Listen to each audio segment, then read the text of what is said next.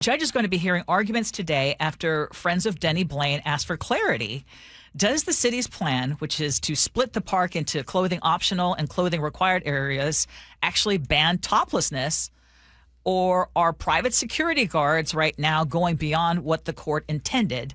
And we have on the show with us Ellie and Jesse from Friends of Denny Blaine in studio right now. So first of all, thank you both for joining us. Oh, thank you for having us. Really excited. Okay, so let's start with this. You've gone to court asking for clarification. Specifically, what are you hoping that the judge will say about toplessness? And I'll start with you, Jesse. Yeah, we're hoping that the judge really just allows the freedom and the beauty of expression that has been happening at this place for over 50 years. You know, the earliest recorded instance of someone skinny dipping happened 100 years ago. It's been known as a nude space for 50 years. It's on the state registered historic registry. So we're hoping that they confirm that and clarify some aspects about the abatement plan, because people are unsure. And so we have this guard going around, this private security guard that the neighbors have hired, going around taking pictures, and people have come to me saying they feel uncomfortable with that, and telling people to put on their shirts in the upper area. And so we just want clarity, because it's important that we want to abide by the laws and abide by the abatement plan. Okay.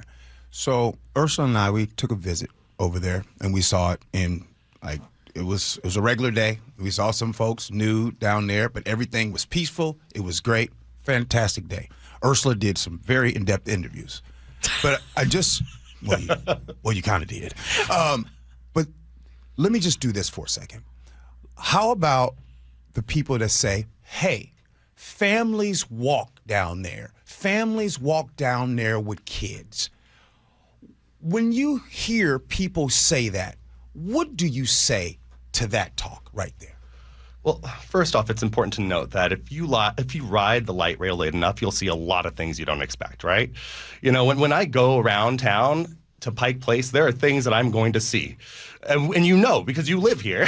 It just doesn't happen in those neighborhoods. And so that's what's shocking to some people. The fact is that we've proposed deterrence through community funds to help keep our community safe. The neighbors have rejected those. We've proposed putting things, programs, things up, and those have been rejected. And so it's starting to feel that this isn't about keeping people safe, but about who gets to control the space. And in Europe, these sorts of things are commonplace. Just because people have different values doesn't mean that we shouldn't get to express ourselves in this manner here in this country. Ellie, I want to ask you because, and I want to just piggyback on what Gee said. The judge's original order was meant to address public sex acts and drug use and what was deemed a public nuisance that I think most people would agree was a public nuisance. Why do you argue topless sunbathing was never part of that? Sure. Yeah. So to start out, Friends of Denny Blaine and honestly the vast majority of the beach community over at Denny Blaine, we don't like it when that kind of behavior happens, when there's lewd acts, when there is people making others uncomfortable, anything like that. And so we've tried to do a lot of kind of activism and advocacy for we do de-escalation trainings, we do bystander intervention, ways people can get involved and prevent that thing from happening at the source and then escalate as needed, right? As it relates to, sorry, could you? The toplessness. The toplessness, right. Yeah, yes. so that is, because the toplessness is the main issue right now. Yeah, Are you totally. arguing that people should be able to go topless in the area that's not toward the beach and the water, but clothing on the required upper? area. Yeah. Are you, what is your argument? Yeah, How far totally. do you want the toplessness to go? Yeah, so totally. So the clothing required area on the upper area of the beach is a part of the abatement plan that kind of came out of this litigation. We want clarity for people who are coming to the beach and they're asking, what am I allowed to do? I want to follow the rules. I want to be respectful of this space. That has not been clear.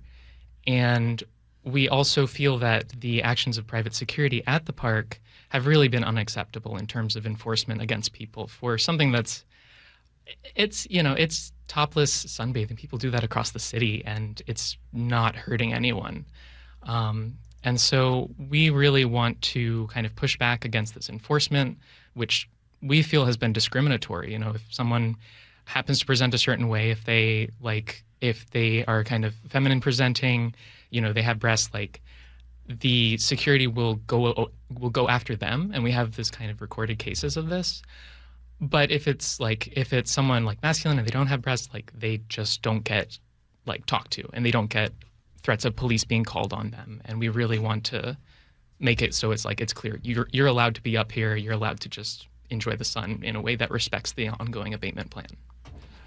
Jesse, I really loved what you said a second ago, and you talked about, because yesterday on this show, Ursula and I talked about Alki, right? And we talked about all the problems that these parks have. There's parks, there's problems, there's things that you see in Seattle all over the place.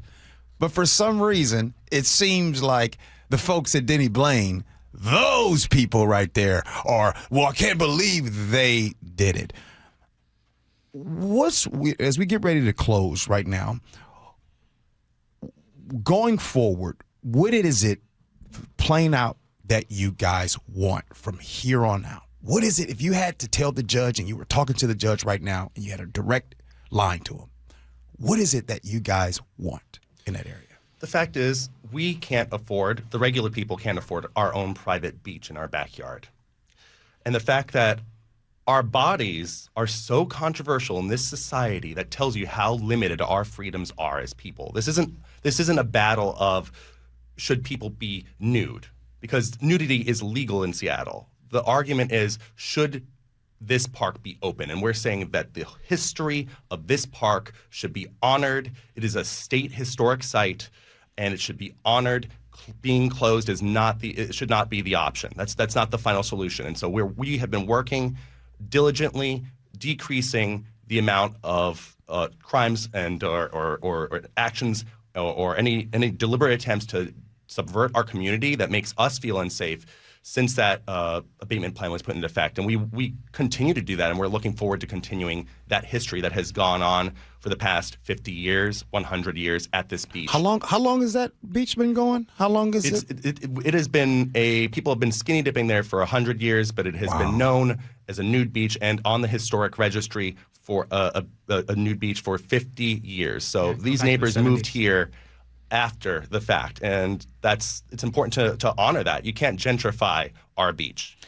Okay, we only have about 30 seconds left. So, Ellie, I'm going to ask you, if the judge does side with you and says toplessness is allowed across the park, how do you make sure the behavior that actually triggered the lawsuit, the public sex acts and the other illegal activity, that don't start creeping back in? Yeah, totally. That's really important.